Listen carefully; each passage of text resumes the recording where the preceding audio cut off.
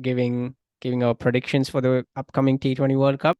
Let's try this way. Firstly, give me your predictions for the two teams that will come out of the qualifiers and go into the Super 12. It's 4, isn't it? 4.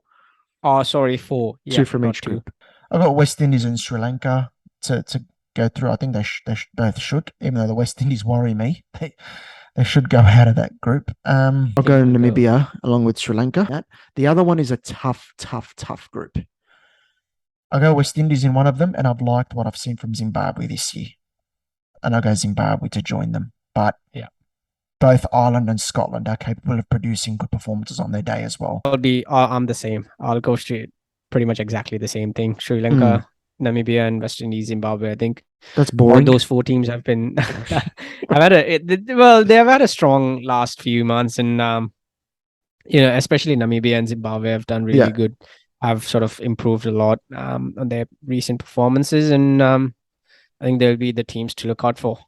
Moving on to the main stage of the World Cup, the main groups of the World Cup. So, Group 1, out of England, New Zealand, Australia, Afghanistan, and the 2 qualifiers. What do you think? Tough. You already said that you think there'll be a 3-way tie. Could be. But if you had to pick 2, or if you had to pick one, the remaining one. Yeah, Australia. Look, one thing I will say is Australia's batting has been a bit iffy in this home season. But at the same time, when it comes to World Cups, the team always steps up a notch. So, look, I'll go Australia to get out of the group, fingers crossed. And I'll go with England for the other one, simply because they've got too much depth and power to ride off. Back on my point around New Zealand and Australia, they worry me. Their record in Australia is iffy.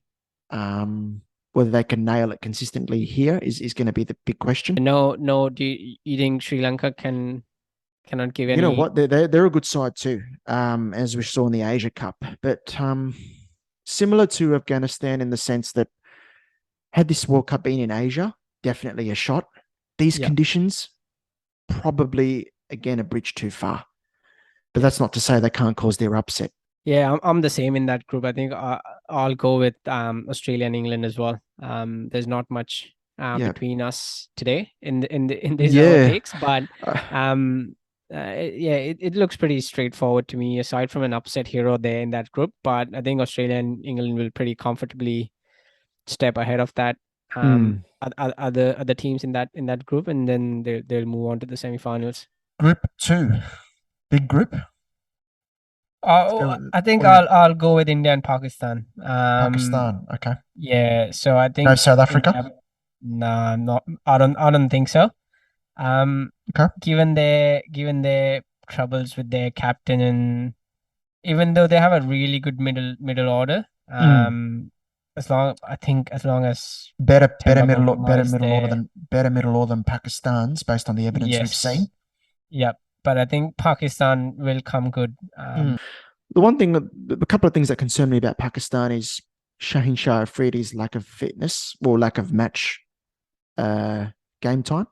Yep. The reliance, of course, on Rizwan and Baba. So I just feel Pakistan need a game to follow a certain pattern to be successful. So Baba and Rizwan to put on a big opening stand, number one. And or Shaheen Shah Afridi to take wickets up front in the power play.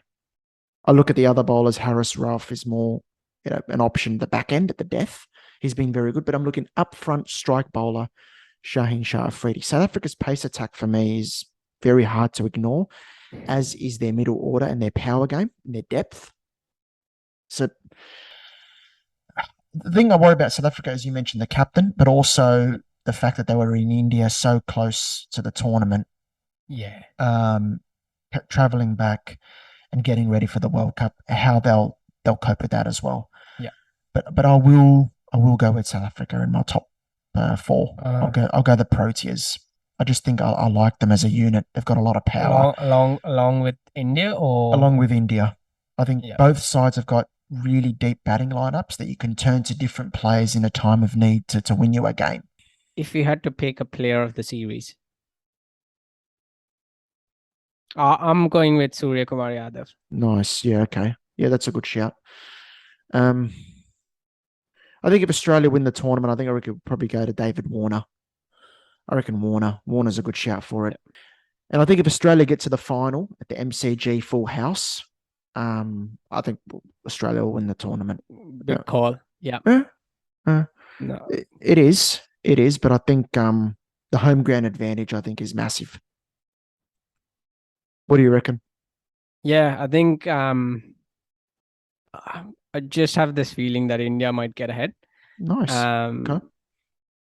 Yeah, maybe I'm being biased, but I think I think it's going to be an India-England final. India, England. Okay.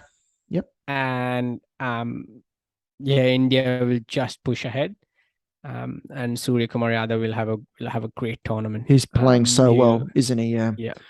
Yeah. The thing I have for India I also think Virat Kohli will have a great tournament. Oh yeah, he's playing well too. He's hitting some nice form. The thing with India though, is there any mental baggage that's going to be there because they've been thereabouts. They haven't had the best of times in multi-team tournaments. That's another question that I've got. But talent-wise, I think they leave all that behind this time. They should.